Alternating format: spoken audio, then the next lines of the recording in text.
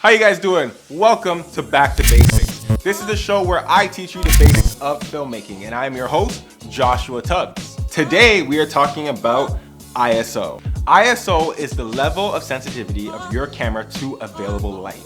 So the lower the ISO number, the less sensitive your camera is to available light, and the higher the ISO number, the more sensitive your camera is to available light. So when we increase the ISO number, our image gets brighter in the camera. Think of ISO as an artificial way to brighten up your image. Now this is great for situations of low light.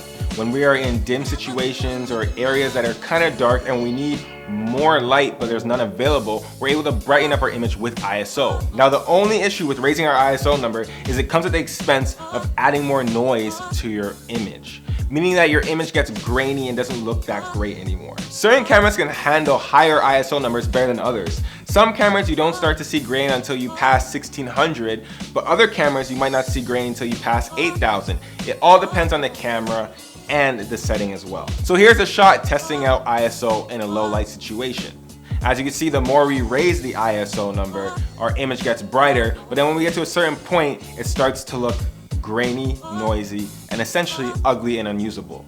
ISO should be used as an option when you don't have any available lighting, you're in a darker area, and there's no way to brighten up your image but to use your ISO. So there you go, a brief summary of what ISO is. My name is Joshua Tubbs. I hope you guys keep feeding the world with digital content, and I will see you in the next one.